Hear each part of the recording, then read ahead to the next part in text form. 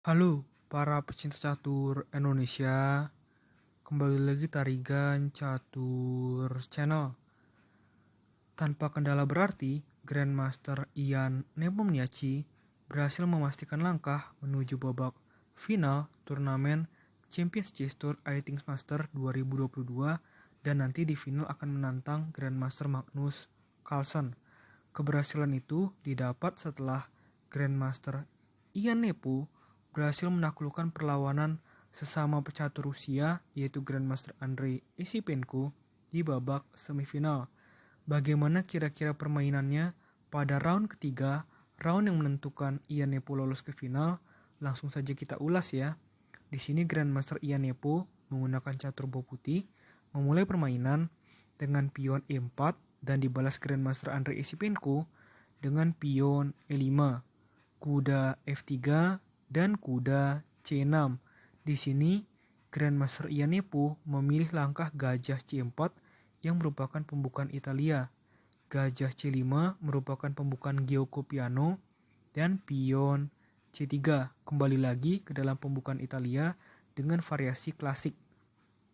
Kuda F6 mengancam pion putih dan pion D3 dan pion D6 oleh hitam membuka akses gajah hitam petak terang untuk keluar.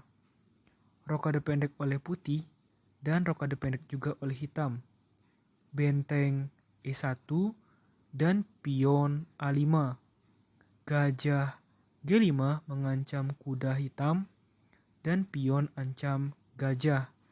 Gajah mundur ke petak H4 dan di sini Grandmaster Andrei Esipenko full attack dengan pion G5. Gajah mundur di G3 dan kuda ke H7. Pion D4 mulai mengajak pertukaran pion di petak pusat oleh putih. Apa respon hitam di sini? Dengan gajah mundur ke petak A7, lebih memilih langkah posisional oleh Grandmaster Andrei Esipenko. Pion H3 dan pion H5, luar biasa ya. Di sini Andrei Esipenko akan terus menggunakan pion-pionnya untuk menyerang sep raja dari Ian Nepo. Kuda B menuju petak D2 dan pion ancam gajah yang memaksa gajah putih mundur ke petak H2. Pion terus maju dengan tempo ancam kuda dan di sini terpaksa ya. Pion pukul pion dan gajah pukul pion di petak G4 memaku kuda putih. Namun langkah ini bisa diantisipasi oleh putih karena putih berhasil menemukan langkah gajah E2 dan menteri F6 mengancam kuda 2 kali, namun itu tidak masalah. Dan kuda ke petak C4. Gajah pukul kuda, gajah pukul gajah, dan kuda ke petak G5 mengancam gajah putih 2 kali. Di sini bagaimana respon putih? Putih lebih memilih langkah kuda ke petak E3. Tampaknya di sini jika nantinya kuda pukul gajah, di sini putih sudah siap mengosongkan lajur G, sama-sama saling serang ya di lajur G dan tentu permainan akan seru jika terjadi pemukulan seperti itu, tetapi Andrei Esipenko masih bersabar. Andrei Esipenko memilih langkah pion pukul pion di petak D4 dan kuda ancam menteri. Menteri mundur ke petak G7 dan gajah G4. Pion D pukul C3 dan pion B pukul C3. Kuda E5 ancam gajah putih dan gajah pukul kuda di petak E5 ya, langsung saja oleh putih. Menteri pukul gajah dan gajah F5. Dan di sini Grandmaster Esipenko melakukan blunder yang cukup fatal dengan benteng menuju petak E8. Jika Ian Nepomniachtchi menemukan langkah menteri ke petak G4, maka dalam 2 langkah ke depan kuda hitam akan hilang. Namun sayangnya di sini Ian Nepomniachtchi tidak menemukan langkah menteri ke petak G4. Ian Nepo justru melakukan langkah menteri menuju petak H5. Sebenarnya langkah ini dapat diterima juga ya menurut analisa komputer, makanya ditandai oleh warna biru. Artinya ini adalah pilihan langkah lain yang sebenarnya logis, tapi menurut analisa komputer tidak tepat atau tidak sesuai dengan yang diinginkan oleh komputer atau engine ya. Di sini menteri ke petak H5 mengancam kuda hitam dan menteri ke petak G7 melindungi kuda. Raja ke petak F1, ini juga lagi-lagi langkah kesalahan dari Iam Nepomniachtchi. Dan pion ancam kuda. Nah, ini blunder lagi oleh Esipenko. Kuda mundur ke petak F4 dan pion D5. Lalu pion pukul pion dan gajah mundur ke petak B8 dengan tempo ancam kuda. Sayangnya di sini Ian Nepo juga melakukan langkah blunder dengan menteri pukul pion di petak H4 yang membuat kemenangan dari Ian Nepo harus sedikit tertunda ya. Gajah pukul kuda, menteri pukul gajah, dan pion C pukul D5. Benteng A ke D1 dan menteri F6.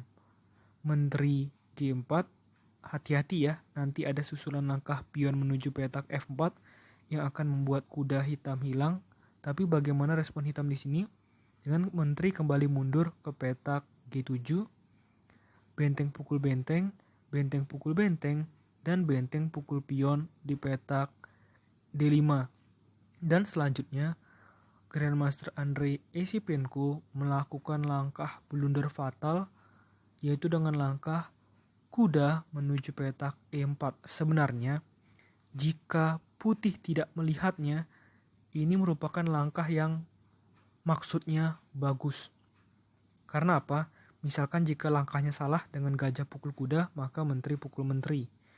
Atau kalau misalkan menteri pukul menteri skak, raja pukul menteri, gajah pukul kuda, benteng pukul gajah, maka permainan menjadi, walaupun putih masih unggul, tapi menjadi sedikit lebih imbang, cuma beda satu pion ya.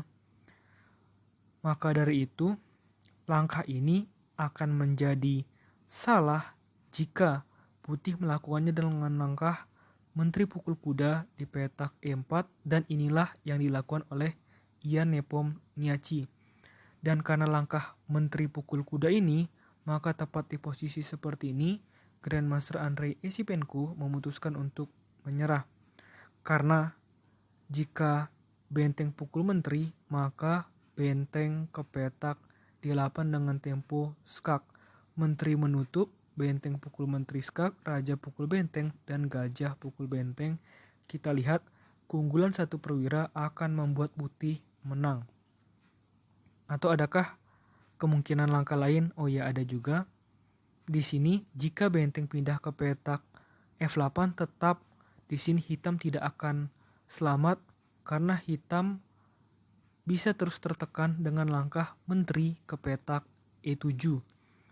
Apabila di sini misalkan menteri pukul pion, misalkan ya, maka di sini langsung saja menteri atau bukan benteng menuju petak D8.